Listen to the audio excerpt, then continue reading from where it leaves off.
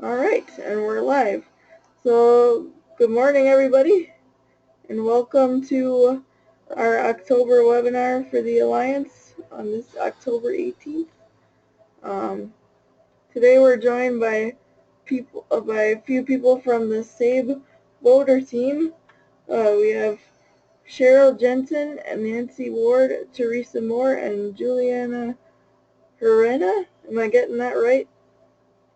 Forgive me if I butchered it. Oh,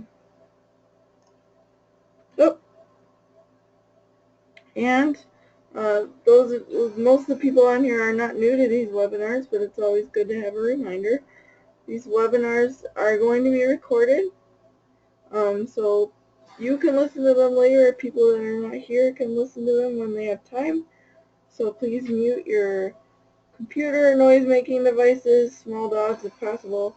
If you have a question, write a message in the chat box, and I will be watching that as our presenters take it away and be awesome and teach you things. And there'll be time, hopefully, for questions at the end of the presentation. And just a reminder, we are the Self-Advocacy Alliance, Illinois Self-Advocacy Alliance, and we have 25 member groups located all across the state, all around the state. We have about 5 representatives from about 5 of them on the webinar with us today. So glad you guys are all here. And a reminder, we are proud to be an initiative of the Illinois Council of the Developmental Disabilities. So giving another shout out to them.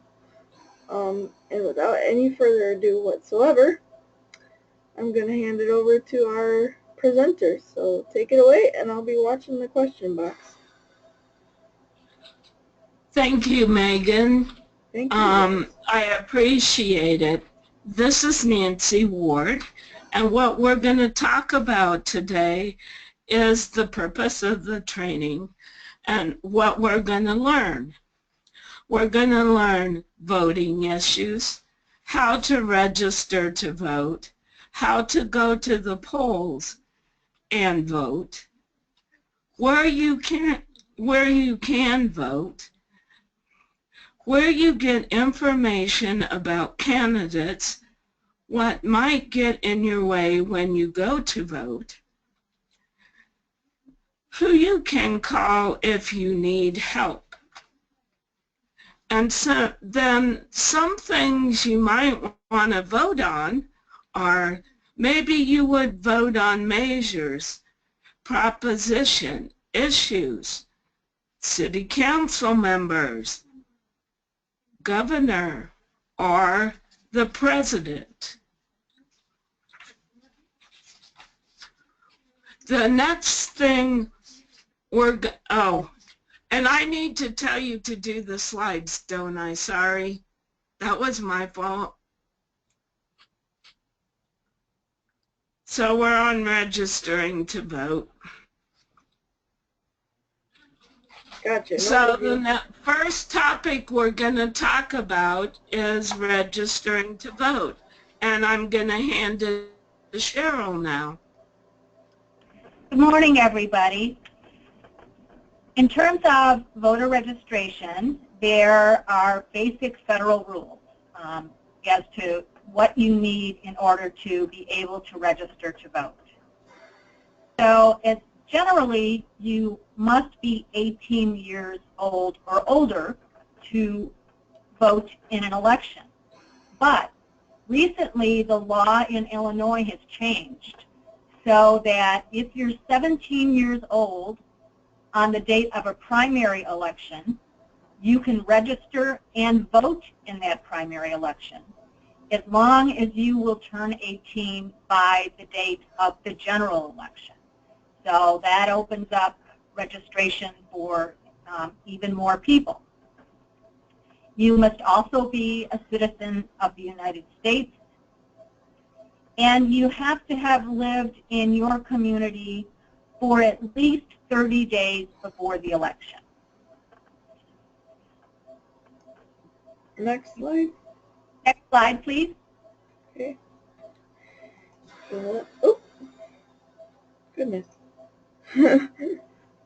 So, where can you go to register to vote? There are really a lot of options. One is the post office. Another is town halls or village halls. You can register to vote at public libraries, also at places that you get your identification. Schools can also be an option for voter registration.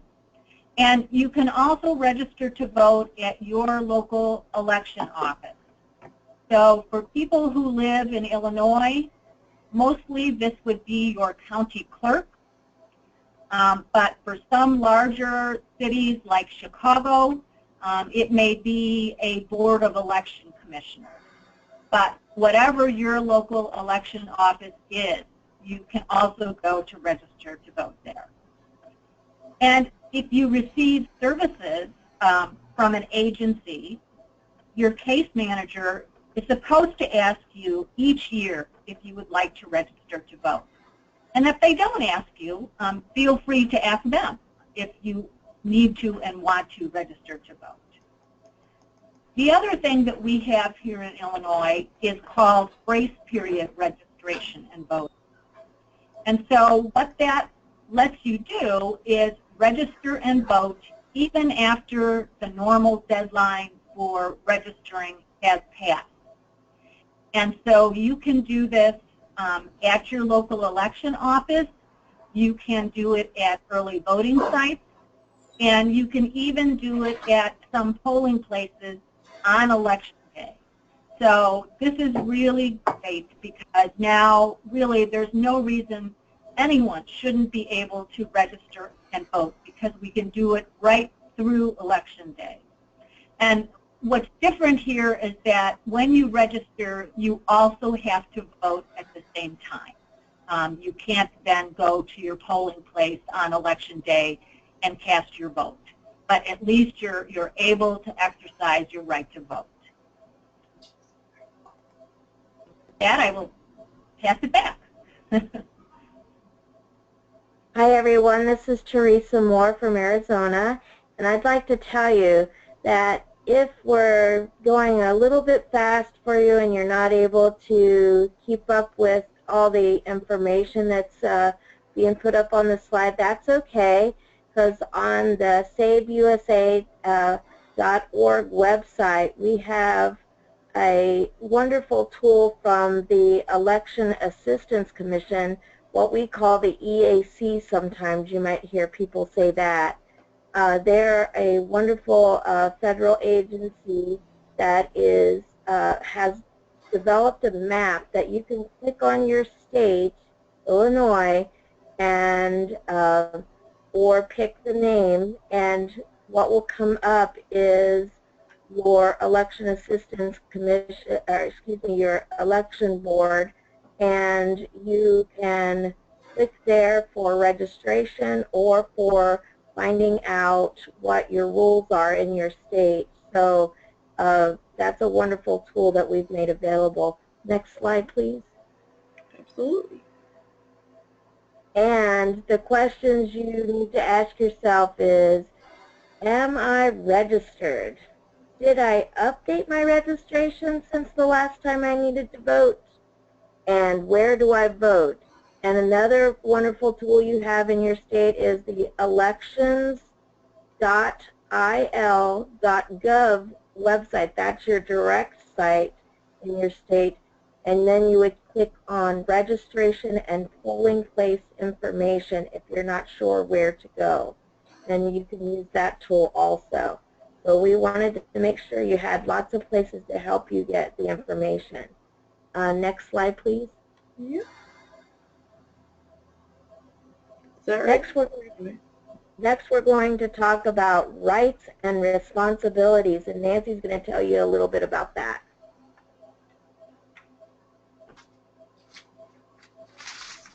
Next slide, please. Sure. There you go. So, voting rights. The Help America Vote Act, HAVA, is a federal law passed in 2002 that makes voting accessible and says states must make sure that everyone can vote privately and independently, have voting machines that provide assistance, reads the ballot, has larger print, marks ballot choices. And one of the things that's very cool about this, because of having the voting machines, you do not have to read or write to be able to use the voting machines, because it will do it for you.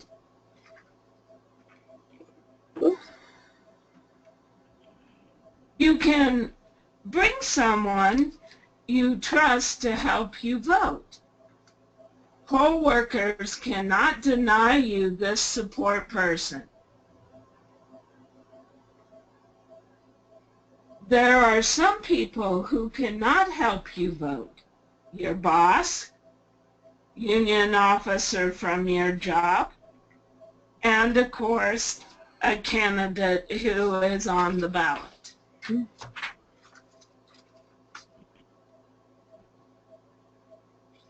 You can ask, next slide, thank you. It's okay. You can ask for help from poll workers from 2 different parties. Poll workers can help you with the voting process. Poll workers cannot tell you who to vote for or explain the issues. And now I'm going to turn it over to Teresa.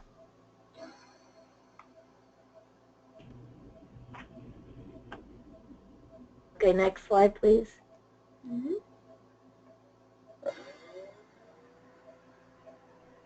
You do not need to have a disability to use the accessible voting machines. The Help America Vote Act says that every polling place must have an accessible voting booth to help people vote, this is the important words, privately and independently. Anyone can use these machines. So in the past, we have heard that some areas have difficulty with waiting lines. So if you see that machine open and you don't have a disability, you can use it. And we think that it also helps you if you're helping others to vote, to understand how the machine works. So go ahead and try it out. Next slide, please. Okay. Oh. There you go. So some voting responsibilities are to make sure that you're registered to vote, that you know the issues and candidates, and that you ask questions if you need help. Next slide, please. And be a role model and be an informed voter and get out and vote. That's one of our big sayings at SABE is just vote. Help someone else to learn how to vote. Celebrate your choice and your voice. We always like to get those stickers after we vote, and we let people know that we have voted. Next slide, please. So now we're going to talk about ways to learn about candidates and issues. Next slide, please.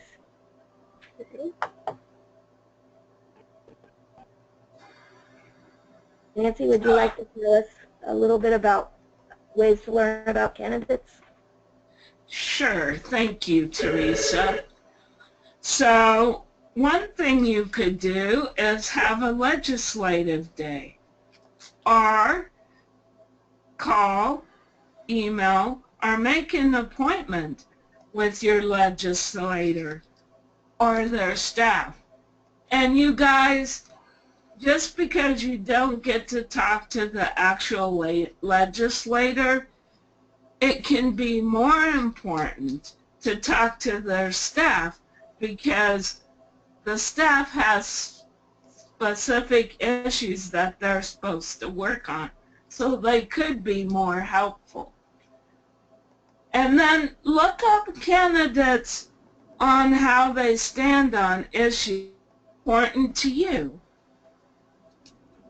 Nancy, this is Cheryl, and I just wonder, in case some folks don't know, maybe you could just tell us what you mean by a legislative day. Okay, so what a lot of states do is that they'll have a day that they go to the Capitol. And the theme of that year's legislative day is what they're going to talk about. And so you go and you have speeches and have legislators that support you, talk about whatever the theme is. Like it might be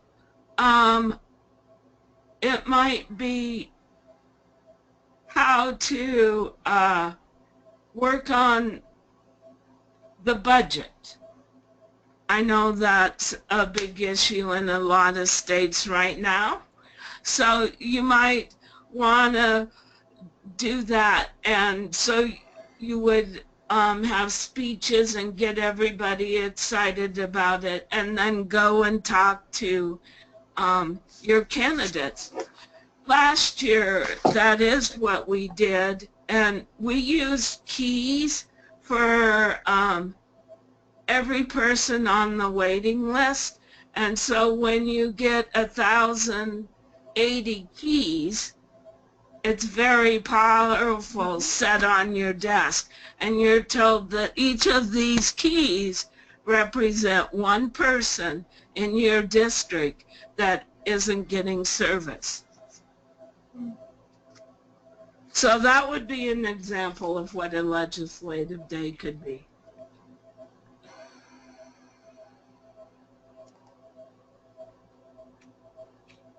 And so you could also make a checklist of what is important to you and check if the candidates share your ideas. Talk with someone you trust who can support you. Read your local newspaper, cut out articles, and save them and read them later.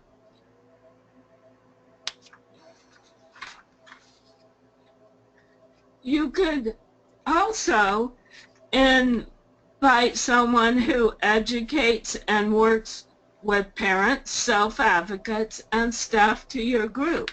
So maybe like the League of Women Voters. You could also invite, well, I just said it. Sorry, guys.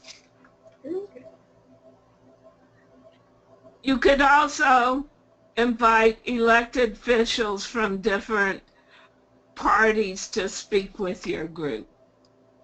And like in our People First, that is what we do, is we have the candidates come to our meetings. That's awesome. And now we're going to talk about how do you vote. And I'm going to turn it over to Cheryl. Thanks, Nancy. Sure. Next slide, please. Sure. So how do you vote? One way that you can vote here in Illinois is to drop off a vote by mail ballot at your polling place on election day. And a vote by mail ballot is what used to be called absentee voting. So it's something that you apply for and get in the mail, and then you can either mail it back in or take it to your local election office to return it.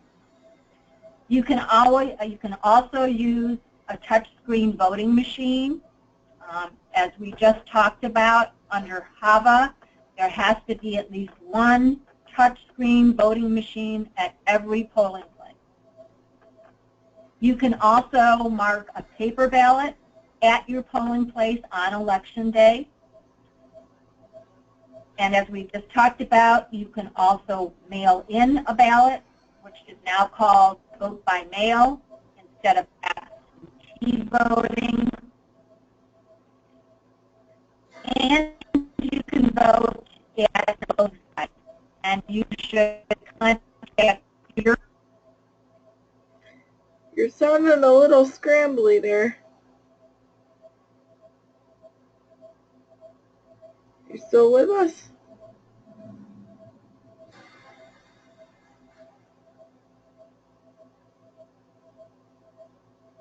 Carol, are you still there? We might have lost her. I'll go ahead and take over just in case she's having difficulty, and then she can come back in when she's ready. As she was talking about, you can mail in your ballot, what used to be called an absentee ballot. Just make sure that you check the date of when that needs to be mailed. You don't want to miss your chance to get your ballot in.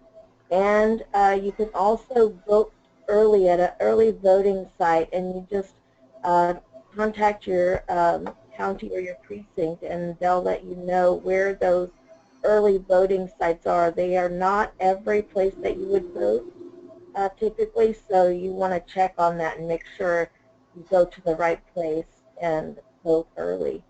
Next slide, please. Absolutely. And one of the places that you might vote is a library. Next slide. Did I? A house of worship. Did we lose Cheryl? She's lost her ability to hear us, so we're not quite sure if she can get back on, but I'll keep going, and hopefully she can join us in a moment. Yeah, now she's saying she can't hear anything, so we'll try to get her back. Yeah, the connection may try to fix itself, so we'll hope that that happens. You can also, you might have as your polling place a house of worship.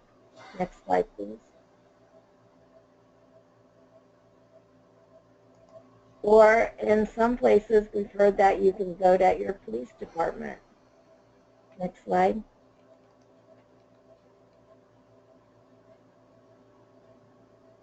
Or at a school, which is very common. And so you might have a school as your polling place. Next slide. Yep. Other places that could be a polling place are courthouses, at your city hall or village hall. In some small communities, we've even heard that private home could be certified to be a polling place if it's accessible and meets all the needs that we have for polling places.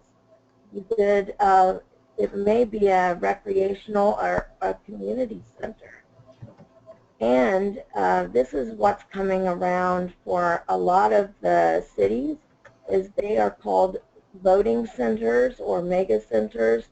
And this is where there is more than one precinct in that large location where you cast your ballot. So be careful if you do have a voting center, that you check and make sure you're in the right line. They will have volunteers that will help you, but just make sure you're in the right line. We wouldn't want you to get discouraged by getting in the wrong line.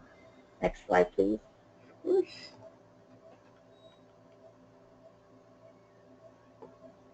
And here are the people you call. Now, Cheryl works at a protection and advocacy organization called Equip for Equality, and they are going to have voting lines to help you on voting day.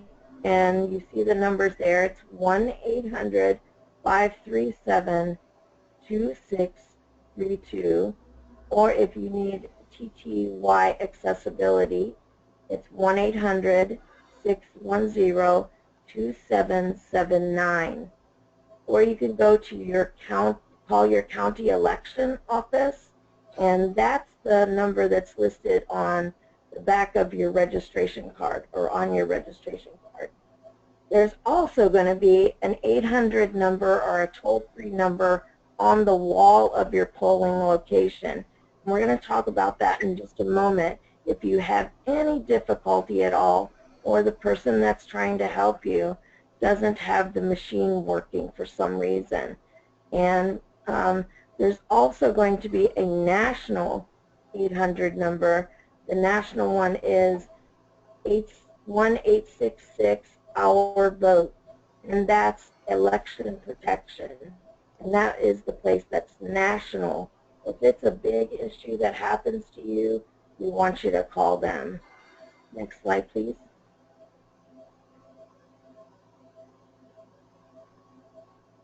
And Nancy, go ahead and tell us about getting around some of the problems. Okay. So now we're going to talk about getting around voting problems.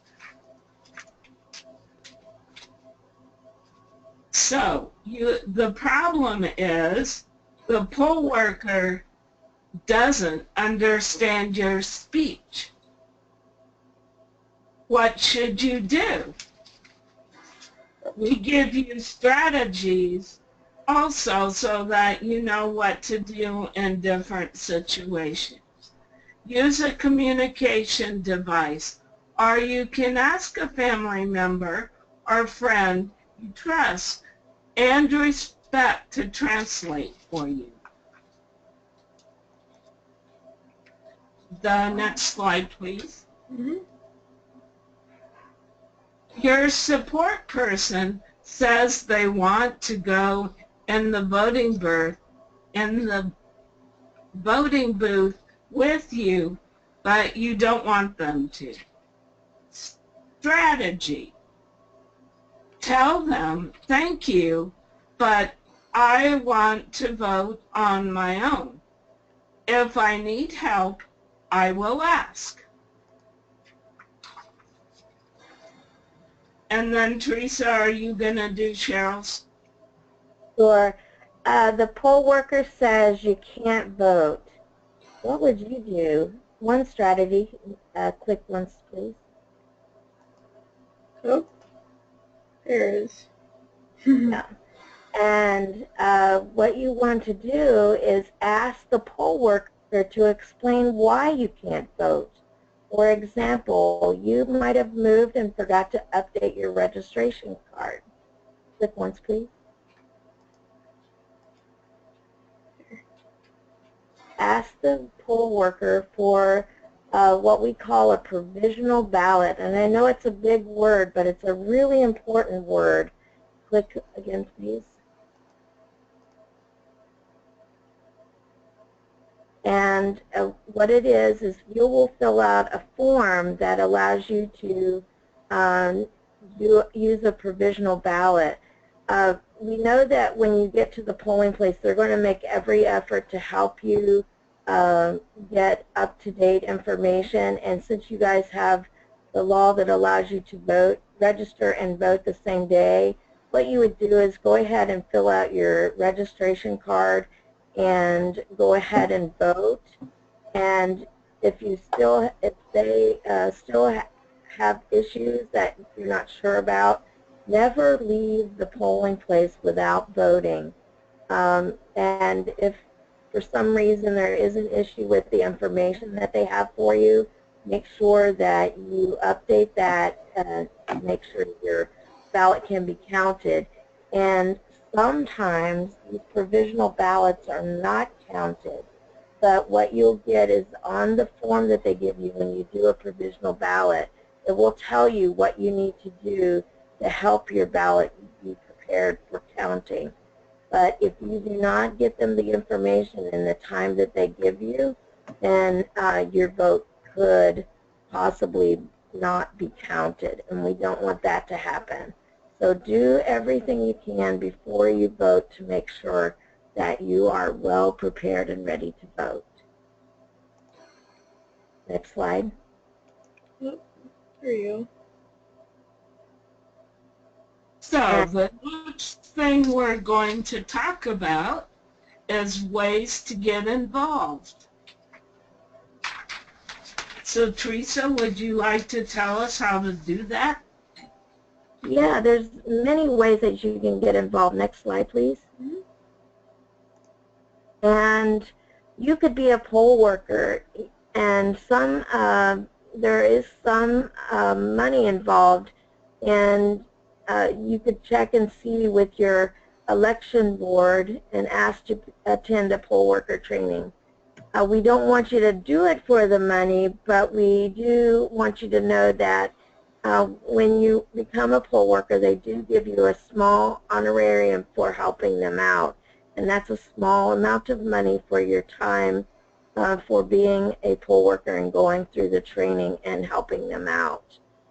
Before the next election, learn how to use the voting machines. So you could call your election board and ask them where you might be able to go and test the voting machines. And then next time before the election, just plan to have some training for your self-advocacy group, and the county could bring out a machine for everyone in your group to practice on. You know, it would be a little tight right now, but you can still ask them if there's a way that you can come and check it out before election, just so you can make sure you know how to use it. But don't worry, even if you go on election day to your polling place, they will help you use the machine and learn how the different parts of it work. One of the other ways that you can get involved is to educate others about voting, especially your family and community groups like the Lions Club or Kiwanis, or neighborhood councils or advocacy groups. It could be your self-advocacy group or other groups, and your friends. Tell everyone how important it is that they vote, and you can even talk about the issues. But remember, everyone's vote is their own, and you want them to make up their own mind. Next slide, please. Yep. There you go. And some of the things that SABE is doing is to try to improve the voting experience for all voters with disabilities. And we have a survey on a different type of, it's a program called SurveyMonkey. And all it is it asks you questions and you answer them about your voting experience.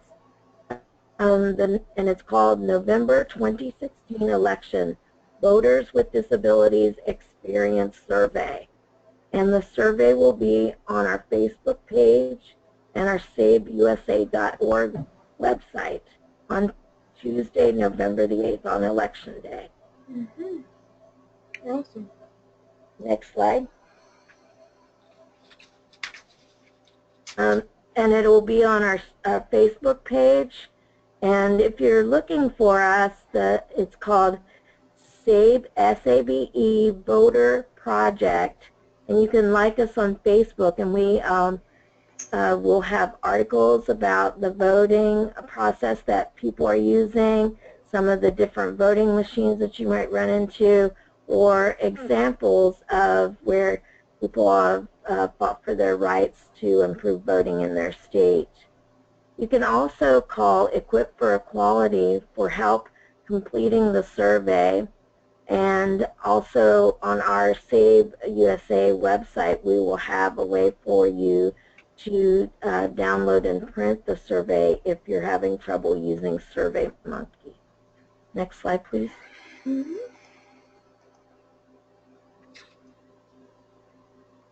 And this is some interesting information that we found, is that 1 in every 6 voters, 1 in every 6 people, there is a person with a disability.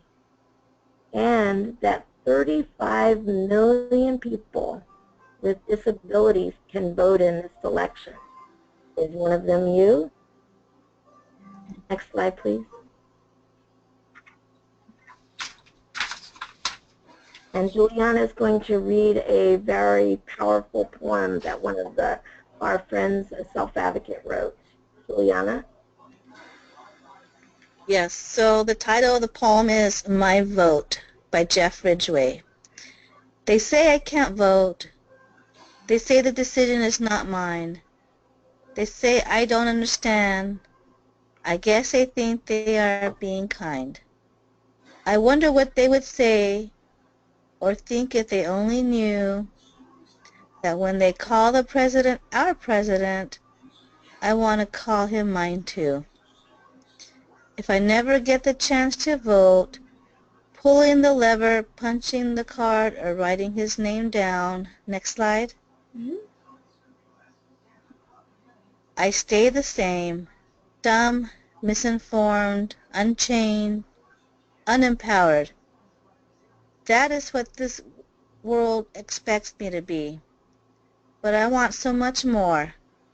I want to be the most educated, the most informed, the most totally changed, the most totally empowered person that I can be when I vote. I can make a difference and then say with pride, not yours, not theirs, but my president, because I put him there. Next slide.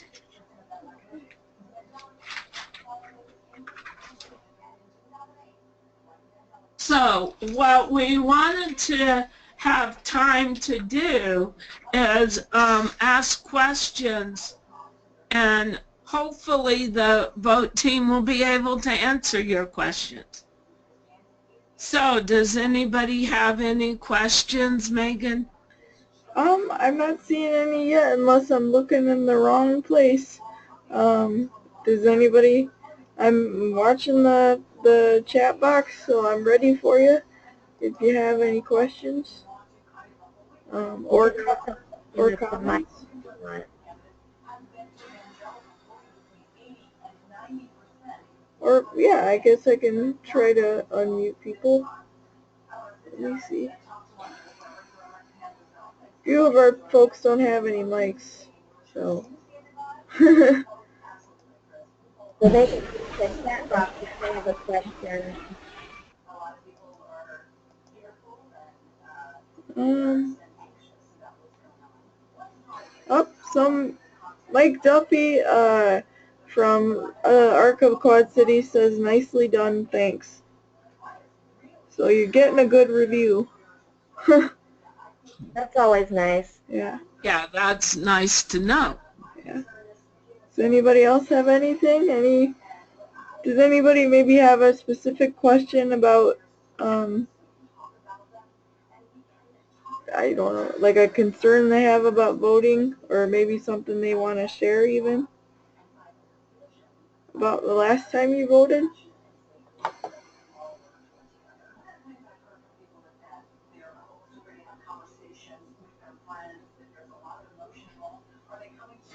Let me,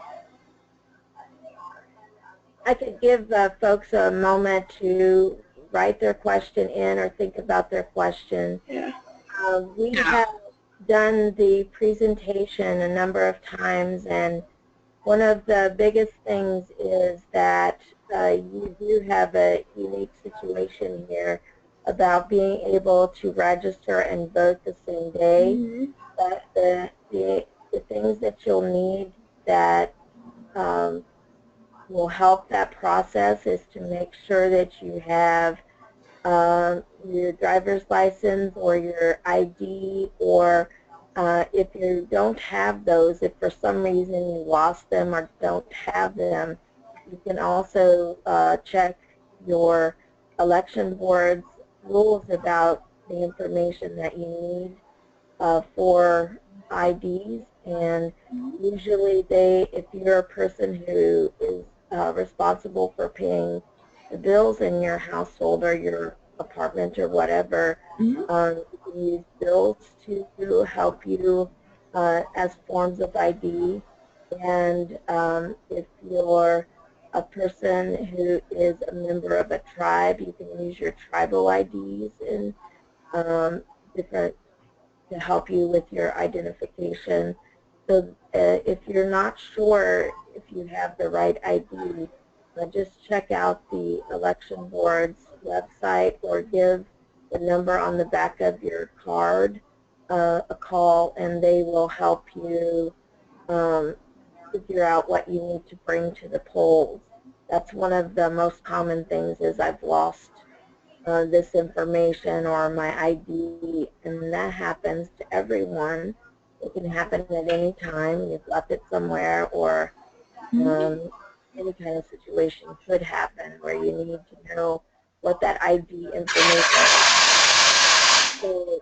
So if you do have ID issues, don't be discouraged. States are trying to be more aware of these situations and make it possible for you to still vote. And do we have any other questions or comments? We do. We have one from Kristen Kroc and the people from Self-Advocacy Lake County. She asked, any suggestions for how to bring up the voting discussion with my friends? Well, I think one of the funny things that you can do is just say, boy, did you see that discussion on TV last night? Boy, they really got excited. Are you ready to vote? And just start it off that way. Do you have any other suggestions, Nancy or Juliana? Well, one of the things that I think's helpful is, because a lot of people in our People First organization don't drive and don't know how to do the bus. So a couple of my friends and I will offer to take people. Very nice. You know, so that might be something that you guys might want to try, is that you could go together so that people would have a ride that way. And then another suggestion that I have is that I think that our toolkit, if you look at the toolkit, and I'm not trying to sell this, but if you look at the toolkit, it will give you a lot of ideas on what you need to do as well. Awesome. We cover 10 different topics in that toolkit. Excellent. We have a couple. We have another comment from Mike Duffy. He says, we had everyone who wanted to get registered to vote meet with an advocate right here to assist them. Most of our members are registered. I will have them go online and take the survey. So awesome. Very cool. Yeah. And then we have another question from Futures Unlimited. Oh man, it looks like they left, but we'll get the answer out to them. They asked, how long does it take to count the votes for president? Teresa, do you know that? Well, it does take a while. What we have is they have a presumed winner at the end of the voting in the evening, and sometimes it'll take several days to really know, and they can challenge the count if they feel like it's really close. So sometimes the winner is announced, but it's not official sometimes till several weeks later. We've seen that in the past, that when a candidate felt that it was really close, that the official announcement can come later. But if it is estimated by one candidate over another, sometimes they will concede the election to the other candidate, but they can still ask for a recount or an updated count, especially in places where it is very close.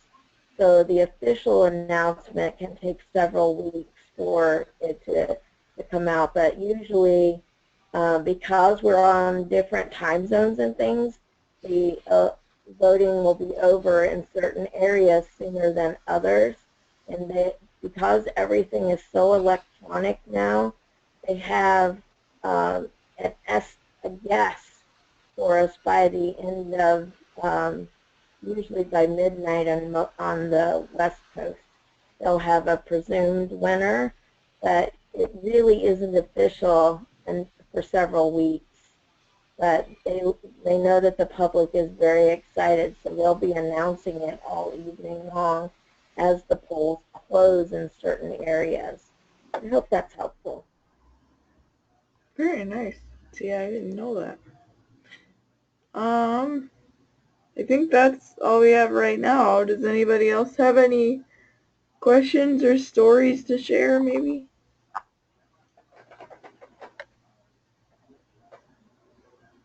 Do any of our presenters have any last minute, I don't know, insights or inspirational quotes they want to share with us? Nancy, would you like to share your story about voting for the first time on your own? Yes. Okay, I have been voting since I was 21, and I just was able to vote for the first time in 2012, and I voted in every election. So how I did that is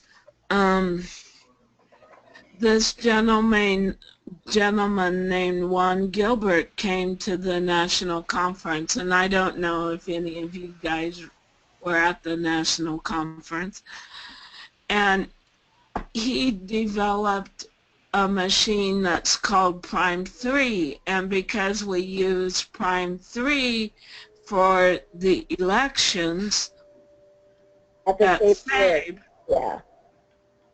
and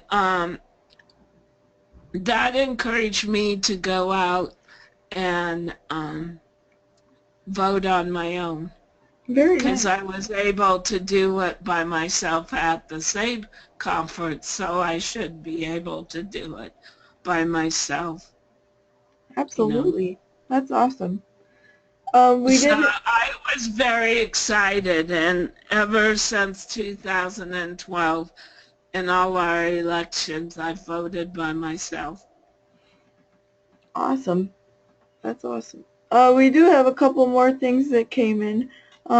First of all, I want to share this quote. I actually saw this yesterday myself, from Cheryl Jensen, who we unfortunately lost due to technical difficulties, but she can still hear us.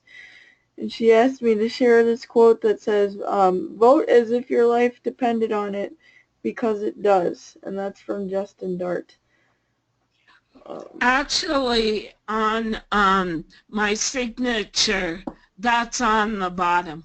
Mm-hmm. So I use it every time I sign something. Awesome. Yeah, so That's wildly important and very true. And we do have a couple other things. Mike Duffy again asks, for the presidential race, are self-advocates more into discussing personalities or the issues? He wants to know. So do you guys have any thoughts about that? Well, your discussion might start out with personalities because of all the stuff that's going on television and radio and other places. Mm-hmm. And we are right now the receivers of much comedy about these candidates. But when it comes down to it, we do have to refocus everyone on the issues, because there are so many things that we want to be listening for as voters, and that is, do they discuss issues on the debates about people with disabilities? sometimes the closest they get is veterans care for our vets that are coming back from the war who are injured and not getting the support that they need, or starting to get the support that they need, depending on the candidate's viewpoint. But I think that that's important, that we listen for our candidates to talk about that, and also listen for some of the opportunities, or go online and look at the, for example, the National Council on Independent Living has some information on their website that talks about the candidates' responses and views on the issues for people with disabilities. I do think that that's really important. And I did think of another area where self-advocates have come to me and asked me questions, and they are very concerned about how complicated the ballot becomes on the big elections, because it's one of the most important elections. A lot of groups and people will be on your ballot for your state and your congressional elections this year. And you know, that's really, really important that we learn as much as we can. But because the ballot is so complicated, I want you to know that it is okay if you do not complete the entire ballot. It's okay if the only thing that you're really concerned about is voting for the president. You can do that and still submit your ballot. That's okay. We would encourage you to try to learn about the other candidates and what their stand is on issues, but it is okay just to vote on the things that interest you. It might be an issue or something like that that concerns you, and you know who's going to be president. But you do not have to complete the whole ballot to be able to have your vote counted. It's important that people know that. So in our state, a lot of times they'll have things like judge votes and things like that. If you don't know who those folks are, you don't have to vote for them. Vote for the things that you know about and care about. It's better to do that than to not vote at all, because your vote could make a difference in the election. Absolutely. Yeah, we want you to know you don't have to complete the entire thing. If you can, wonderful. But we want you to know it's still going to be counted even if you don't fill out the whole thing. Just make sure that if you're mailing those in, that you sign the envelopes when you send them back in and things like that, so that they will be counted. Absolutely. That's helpful. And we have one last question from Kristen Kroc and the advocates from Self-Advocates of Lake County. And they ask, why do people vote for candidates that make fun or don't support individuals with disabilities? That's a really interesting one. Do you have any comments on that, Nancy? And if you don't, I do. But do you have any comments?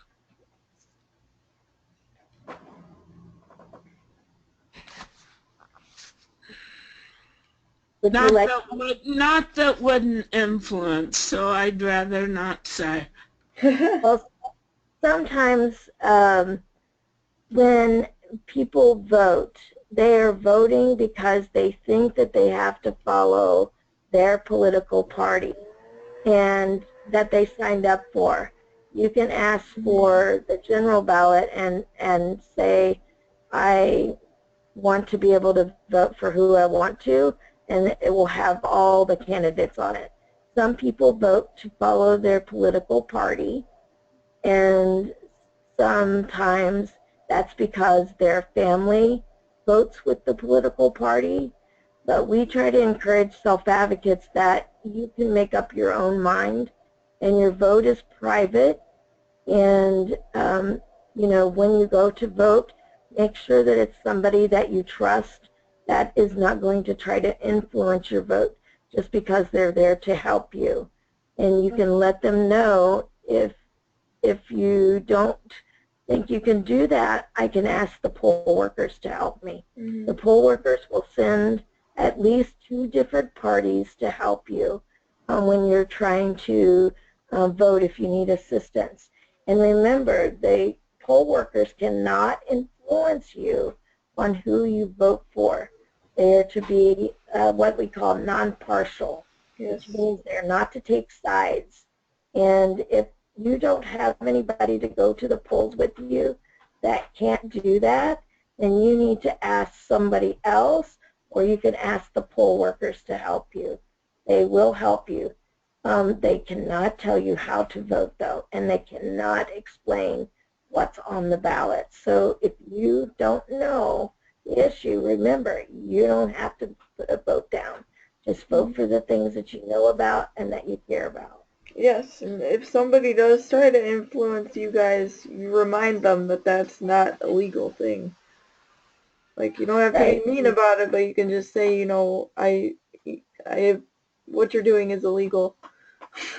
I can make my own decisions, you know. Right, exactly. Right. And remember, if you have anything unusual happen to you, like the polling place is not as accessible as it should be, someone did try to influence you that was a poll worker, they can get into big time trouble, and we need you to tell us about that at those 800 numbers at Equip for Equality. That's one of the national numbers. And then please tell us about it on the survey that you fill out for SAVE, because we need to know that that's happening so we can improve the training that people get. And I think that's going to be very helpful. The other thing I wanted to add to that is that you guys, everybody makes mistakes.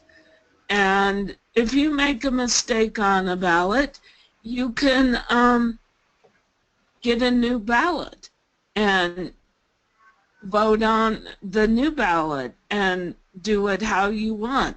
But just make sure that you do vote, because we don't want people leaving the polling places without doing that. And especially in Illinois, where you have the new law. And that's awesome that we're still able to vote even if we miss that deadline. And Cheryl weighed in again. She says, in Illinois, you must vote Democratic or Republican Party in the primary election. So you don't necessarily have to vote party line in the general election. Somebody's singing. Wow.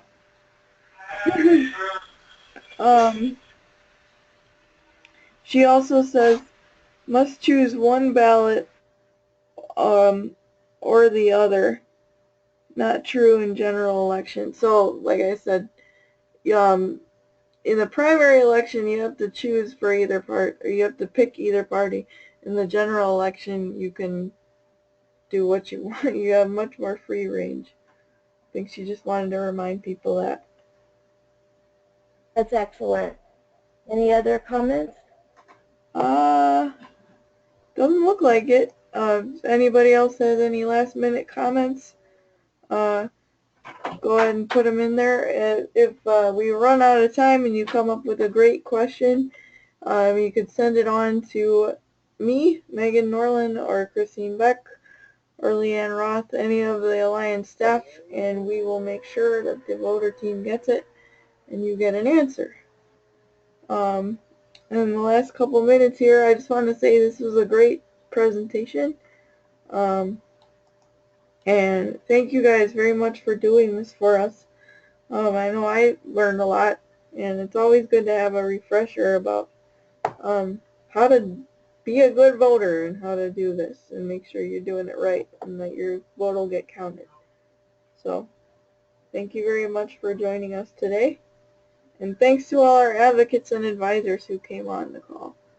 This stuff wouldn't happen without you, so thanks. Thank you. Any last minute things? Nancy, do you want to go over if they have other questions for SAVE? Any questions at all? You can contact us at the savenation@gmail.com, and we will answer your questions. And like Megan said, if you have other questions, your advisors or you can send them to us, and we will get back to you. Mm-hmm. And thank you so much from SABE. Yeah, and Mike Duffy. Yes, thank you very much. Yeah, thank you very much. And Mike Duffy says clap, clap. So you got applause. Yay. All right. Thank you very much, and this has been awesome. And yeah, just thanks. It was a good way to spend October morning. Yeah, there you go. Yeah. So I guess that's it for now, and thank you so much, everyone. And we'll see everyone in November. Yeah, November 8th. It's coming up. Yeah, we'll be at your conference too, so you'll have more chances to talk with us then. Absolutely. I forgot about that. You'll be a speak up and speak out. Yeah, that is what I meant. Yeah. But we'll see you there, and then after that, we'll see you in the polling place. That's right. All right. Well, thank you guys very much, and I think we're going to sign off.